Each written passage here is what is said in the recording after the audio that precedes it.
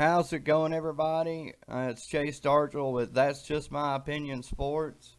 Here to take a look back at Week 8 in college football as Alabama loses one of its big three at wide receivers and the Big Ten gets started. So let's take a look and see what happened this past weekend in college football. All right, and as I was saying, and tough news out of Tuscaloosa on the opening kickoff of the Alabama-Tennessee game, Jalen Waddle, looking like he just rolled his ankle, ended up breaking or dislocating his ankle, and he is done for the rest of the year. And really, in all likelihood, that's probably going to be his last play for the University of Alabama. At least in my opinion, it should be. He's come in since he was a true freshman, has been a kickoff returner. He's just been a solid contributor. He's put in his due. He needs to go make his money for his family if the injury is not too bad that the recovery time doesn't require too long of a delay that it would cause his draft stock to be hurt too bad. But unless something like that happens, I see no reason for him to have to come back. Of course, now, as a Bama fan, I would love one more year with Jalen Waddle. But realistically, you want to go see a young man like that go and make his money and get what he's worth. You would hate for him to come back and have something else happen to him. So, best of luck to you, Jalen. Best wishes forward. Hope everything works out. But now on to the Big Ten, where it was really the game of the week in college football. And Penn State, I've said it every week. It's Penn State is my welcome to 2020 team of the week. My wife always teases me because I say it every week. If you watch any of my vlogs, I say it every week because there's always one game. Last week it was North Carolina against Florida State. Well, this week Penn State and Indiana starting the Big Ten schedule off for each team, and Penn State had every opportunity to put this game away. They really just shot themselves in the foot over and over again, especially in the first half. Turnovers, stupid penalties, taking sacks when he should throw the ball, holding on to the ball too long. Just one mistake after another. If James Franklin had hair, he probably would have wanted to be pulling it out. And Sean Clifford, the Penn State quarterback, he had a whale of a game. If you look at his numbers statistically, he was 24-35 passing, 238 yards, 3 touchdowns, but the 2 picks. And then rushing, he had 119 yards rushing and another touchdown. But the Penn State offense with 3 turnovers, and it just really caught up to them. Even as bad as they played, late in the game, they scored to go up 21-20. They hold Indiana on downs, get the ball back, and let's see, running back, what was his name? I forgot to get his name, but the Penn State running back gets the ball, huge hole, runs wide open, and instead of stopping or falling down where Penn State could have easily just ran the clock out, he runs and stops at the goal line, almost like Eddie George did, or Marshall Faulk did. No, I'm about 8 years off. I'm thinking it's Super Bowl 40, not 41, but 44 or 46. The Giants Patriots too. When I think it was either Brandon Jacobs either way, the Giants were trying to run out the clock. The guy stopped and fell into the end zone. It didn't matter. Brady and them didn't score. But either way, that he tried to stop, but he had already scored the touchdown, giving Indiana a chance to drive down, and they would drive. Michael Penix Jr. Would get the 2-point conversion, or actually Steve Scott, the running back, would get the 2-point conversion after Michael Penix would tie it up on a run. And then in overtime, Sean Clifford give Penn State on top 35-28. Indiana would drive back down, score the touchdown, and instead go for two. And what looked like it was almost short, I personally thought the ball touched the ground before he hit the pylon. It was neck and neck. I mean, it was very close. Could have gone either way, in my opinion. The official called it good, said it was a 2-point conversion was good, and the game was over. Indiana pulls the upset over number 8 Penn State, and welcome to 2020, Penn State. So off, just one of those things. But really, Penn State, they've still got everything in front of them with games against Ohio State, Michigan. So as long as they don't dwell on this too much, just take care of business in front of you. Indiana is a very good team. I think they had 19 returning starters off last year's team, who I think they had if I'm not mistaken, they had won. I think them and Tennessee had won 6 games in a row going into their bowl game. So both of those teams ended the season very hot last year. Tennessee would get the bowl victory in a tough bowl matchup. But Indiana's no team to, shy away at or, just brush off at your shoulder. And Penn State found that out firsthand, especially with Indiana after the win, moving up to 17th in the poll today. But either way, just a wild game, and to me, it was the best game of the weekend. Had a couple of ranked matchups, but most of them ended up being blowouts, including Michigan and Minnesota. You had 18th ranked Michigan, 21st ranked Minnesota, and Michigan just bombed them. Then we had another, which the game wasn't really as close as the final score. We had Iowa State at Oklahoma State. Quietly, Oklahoma State in the top 10, undefeated at 3-0, and quarterback Spencer Sanders quietly with running back Chuba Hubbard getting it done, and they'd take on a tough Iowa State team. Their only loss had been to Louisiana Lafayette, the Raging Cajuns, and Iowa State gave them trouble, but in the end, just Oklahoma State played too good a football, and they would get the win 24-21, but the game really wasn't that close. Oklahoma State led 24-14, and Brock Purdy would lead Iowa State down and get a touchdown, I think with about a minute or so. Might have been under a minute left in the game, and they would try for the onside kick. Oklahoma State would get it and run the clock out, but Spencer Sanders would go 20-29, 235 yards, 1 touchdown, 2 interceptions, but he'd make up for it on the ground. He'd had 71 yards rushing and a rushing touchdown. And Chuba Hubbard, 25 carries, 139 yards, and a touchdown. The best running back in America, or at least one of him, Najee Harris. Him. It's between those guys, if you ask me.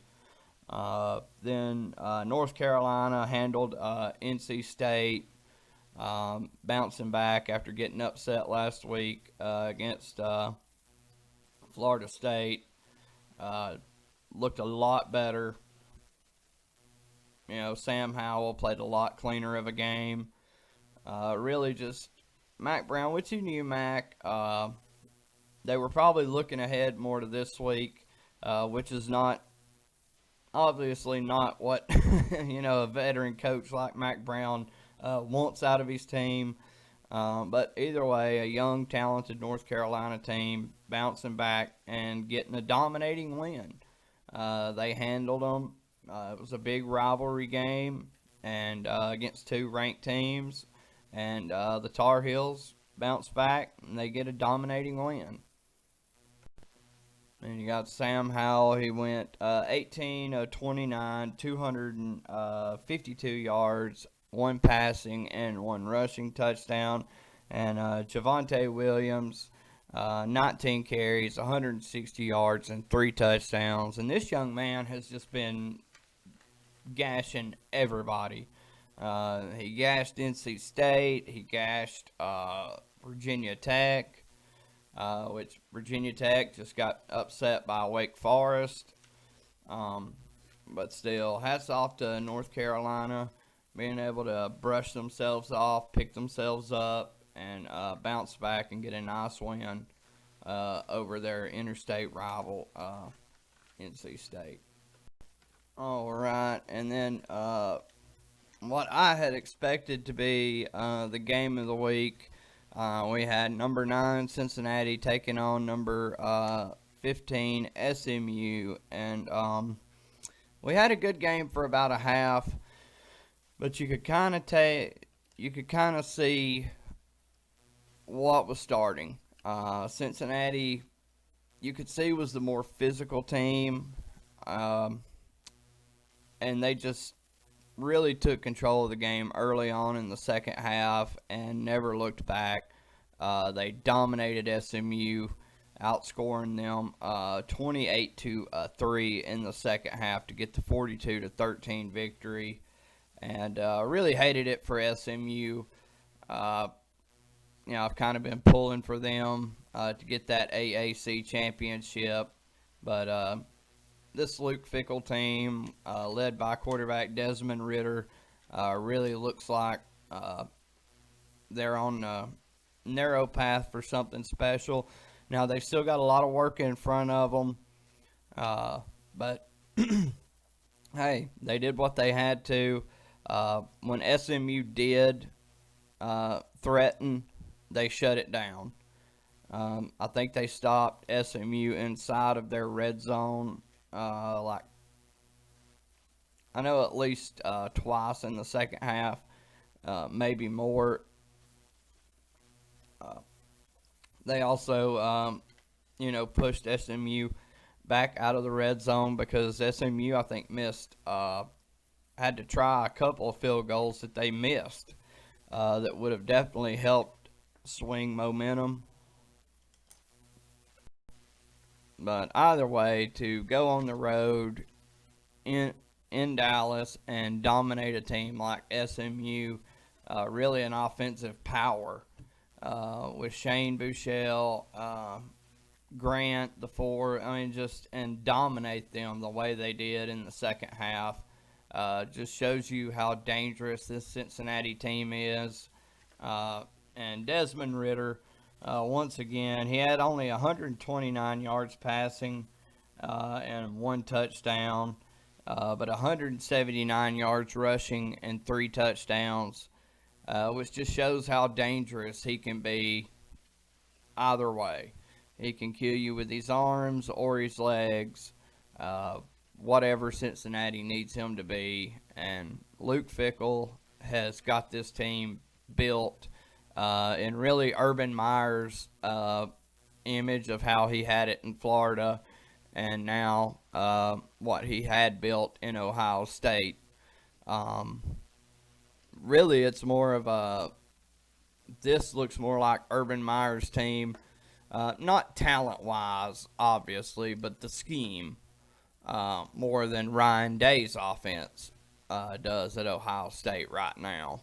Now, talent-wise, yes, that looks more like an Urban Meyer I'm not trying to say Cincinnati has anything like the Buckeyes, because that's obviously not true on any level. But what Luke Fickell has turned around, that the mess Tommy Tuberville had left it in, is really impressive. So hats off to Luke Fickell and the boys. I didn't think they could do it, and they went on the road, and their first road game of the year, their first night game of the year, and smashed a very good SMU Mustang team, 42-13.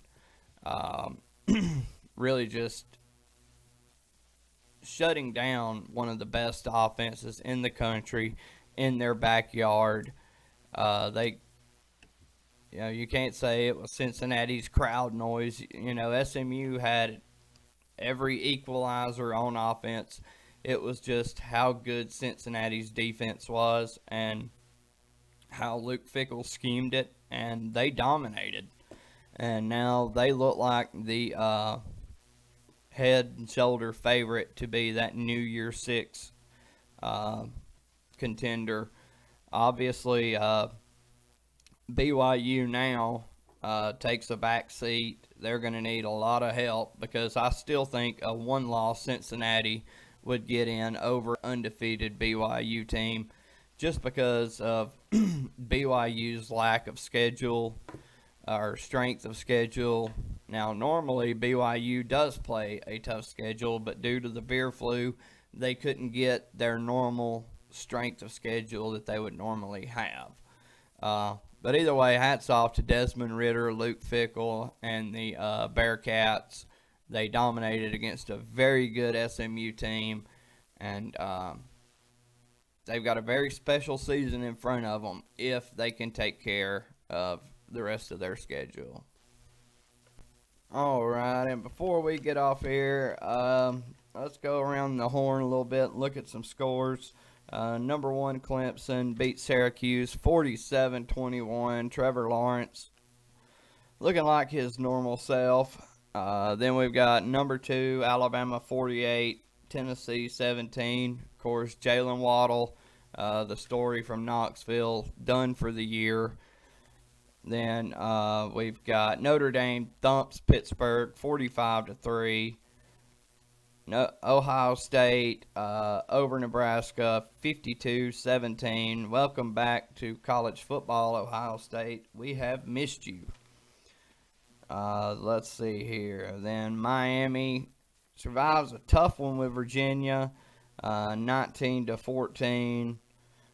Wisconsin on Friday night handled Illinois 45-7. BYU handled Texas State. Coastal Carolina wins their first ever game as a ranked team, 28-14 over Georgia Southern.